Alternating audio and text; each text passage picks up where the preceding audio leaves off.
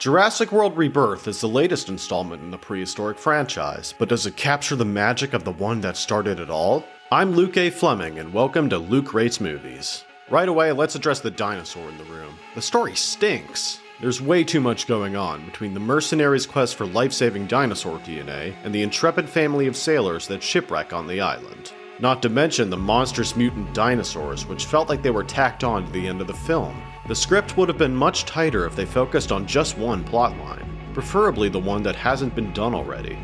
Part of the original film's magic was the fascinating cast of characters and the interesting interactions between them. In contrast, the characters in Rebirth are as bland as they come, and have nothing to say due to the wooden dialogue. Most of them have indestructible plot armor and survive things that certainly should have done them in.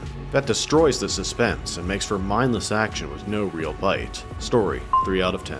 None of the performances here are good, and I don't blame the actors with what they had to work with.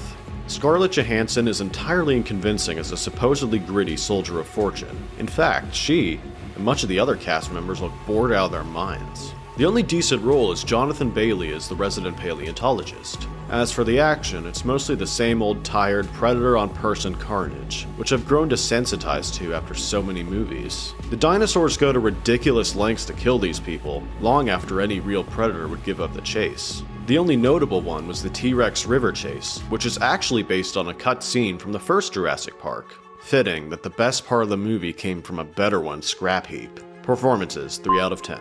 The cinematography feels mostly empty, though there were some exceptions. The goal of the heroes is to extract DNA from the 3 largest dinosaurs for a medical breakthrough. I noticed some good shots that showcase the sheer scale of these colossal animals. However, the editing in some scenes was rather off-putting. They ended right when it seemed like something important was going to happen.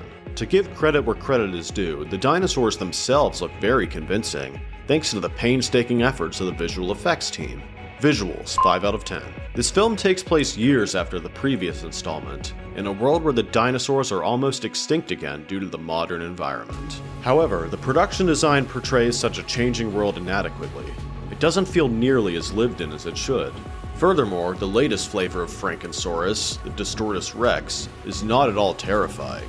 With a head like a whale and a body like a rancor, this genetic abomination looks flat out ridiculous. Production design, 3 out of 10. The film's score is underwhelming, at least when it's not coasting off of Maestro John Williams' iconic work.